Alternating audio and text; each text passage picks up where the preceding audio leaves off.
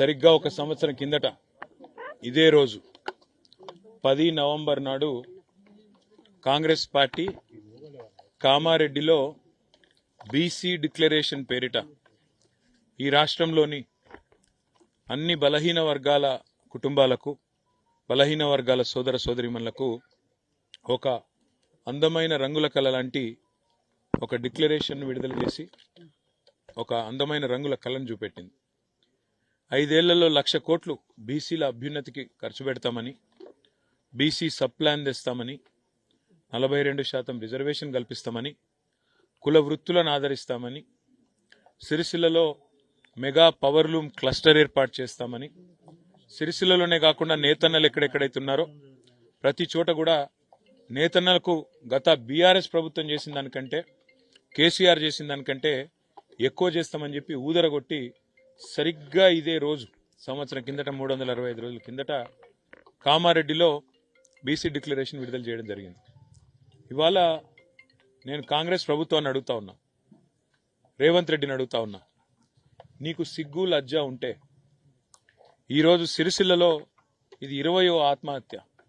నిన్న ఒక యువ జంట 41 ఏళ్ల వయసున్న జంట గత 10 ఏళ్ల పాటు షోలాపూర్ నుంచి తిరిగి వలస వచ్చి ఇక్కడ వారానికి 6-7 వేలు సంపాదించుకుంటూ నెలకు కనీసం 20 నుంచి 25 వేలకు తగ్గకుండా సంపాదించుకున్న ఒక జంట గత సంవత్సర కాలంగా సాంచలమ్ముకొని అప్పుల పాలైపోయి బతుకమ్మ చీరల ఆర్డర్లు బంద్ అయిన తర్వాత నీ ప్రభుత్వం, కాంగ్రెస్ ప్రభుత్వం నేతన్నలను పొడిచిన వెన్నుపోటు వల్ల ఈరోజు మళ్ళొక్కసారి సిరిసిల్లలో ఆత్మహత్యల పరంపర సాగుతా ఉన్నది.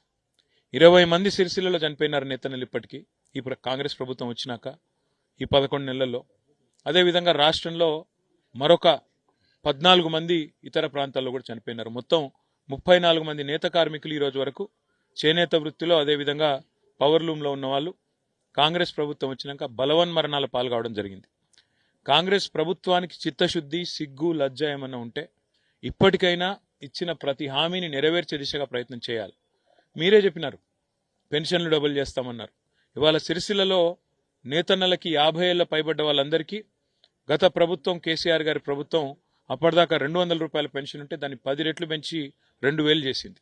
నీకు గీత కార్మికుల మీద, నేత కార్మికుల మీద, వృత్తిదారుల మీద, వృత్తి చేసుకుంటూ పెన్షన్ పొందుతున్న వాళ్ళ మీద ప్రేమ ఉంటే దాన్ని ఇచ్చిన మాట ప్రకారం వెంటనే 4,000 చెయ్యి. మహిళలకు 2,500 ఇస్తా అన్నావు. ఇంతవరకు అతి లేదు, గతి లేదు. ఇవాళ ఆ 2,500 ఇచ్చింటే ఆ అమ్మాయి ఆత్మహత్య చేసుకునే పరిస్థితి రాకపోవునేమో.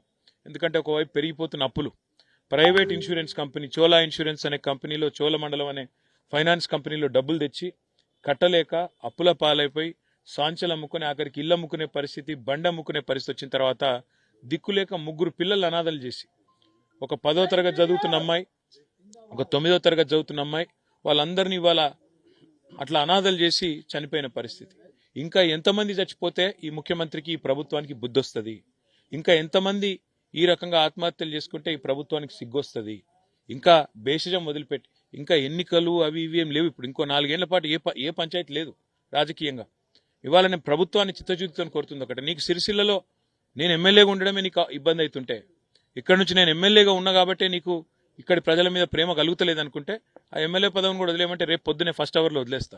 నాకు అది పెద్ద ముచ్చట కాదు. కానీ ఈ రకంగా పగబట్టినట్టు ఒక మంచిగా నడుస్తున్న ఇండస్ట్రీని, మంచిగా నడుస్తున్న కుటుంబాలను చితికేసే విధంగా, మంచిగా నడుస్తున్న వస్త్ర వ్యాపార పరిశ్రమను చంపేసే విధంగా కక్షగట్టినట్టు ఒక శాడిస్ట్ లాగా వ్యవహారం చేయడం అనేది ఒక ప్రభుత్వానికి మంచిది కాదు.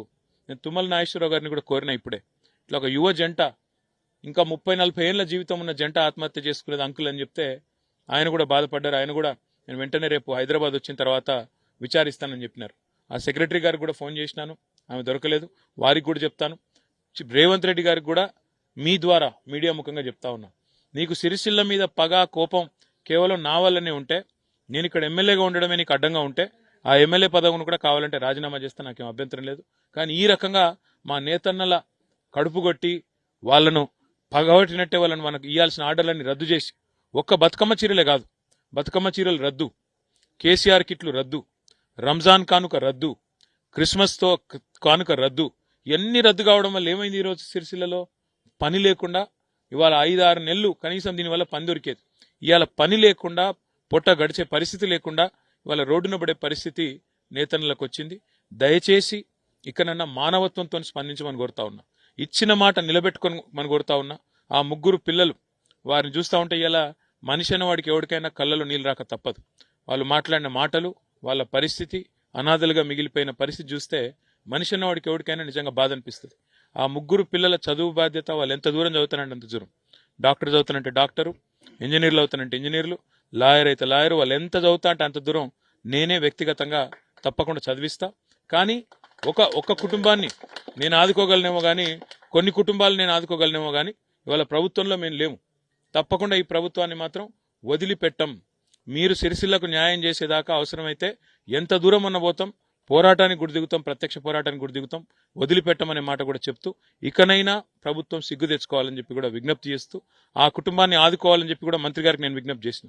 ఒక 10-12 లక్షల రూపాయలు సాయం చేయండి, వాళ్ళు ఆల్రెడీ థ్రిఫ్ట్ కట్టినారని కూడా చెప్పిన, స్పందిస్తారని, తప్పకుండా ఆదుకుంటారని చెప్పి కూడా మనస్ఫూర్తిగా కోరుకుంటా ఉన్నా. ఆ కుటుంబానికి పార్టీ తరఫున మేము అండగా ఉంటాం.